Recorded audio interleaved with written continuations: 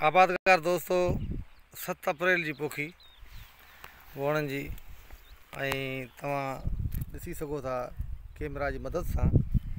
ही सदाबहार जिन्स आहे जंहिंमें तव्हांखे हरू भरू गोथ नज़र न ईंदी। हिन ॿिज में कुदरती तौर ते अहिड़ो को सिस्टम आहे जो तव्हां जंहिं ज़मीन में हणो आहे। ॾिसो हीअ ज़मीन उहा आहे जेका कलर वारी ज़मीन आहे तव्हां सॼा जेकॾहिं तव्हांखे हली ॾेखारियां त तव्हां चवंदो त छा आहे भला टोटल जेको हिन ते केतिरी हिन में जर्मिनेशन आहे। रुगो हिकिड़े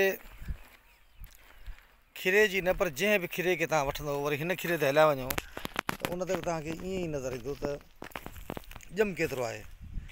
यानी ॿियो फ़र्क़ु इहो आहे त जेको माण्हू पंहिंजो ॿिज रखे थो उन ॿिज में जेको मार्केट मां वठूं था उन्हनि ॿिजनि में ज़मीन आसमान जो फ़र्क़ु आहे।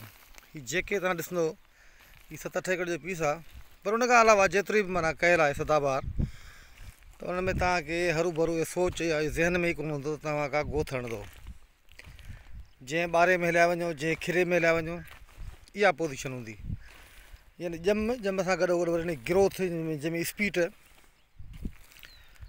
15 ॾींहंनि जो माना फ़सुलु आई हिकिड़ो लागाणू ॾेई चुका आहियूं। उन खां पोइ हिकिड़ो हिनखे आयो आहे पाणी 15-16 ॾींहंनि में इहा पोज़ीशन बीठी आहे। जेके तव्हां खीरा ॾिसंदो ईअं तव्हांखे नज़र ईंदा। उन करे सॼी ज़िंदगी मुंहिंजो मैसेज त असांजे आबादगारनि खे इहो ई रहियो आहे त हमेशह ॿिज जेको आहे संदो रखो। कॾहिं बि जेको आहे सो मार्केट जे जेको आहे सो रहम करम ते पंहिंजो भरोसो न कयो। ॿिज में एॾो ख़र्च त कोन्हे यार। हिकिड़ो मण जेको फुटी जो आहे उन में 25 किलो ककड़ा निकिरी वञनि। जेकर 6 किलो एकड़ खे ॾींदो त 25 किलो तव्हांजे 88 जे लाइ काफ़ी आहिनि।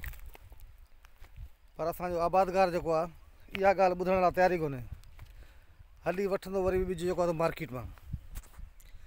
ॾिसो कोशिशि कयो कणिक जो ॿिज हुजे वणनि जो हुजे सरेह जो हुजे ॿिज पंहिंजा रखो।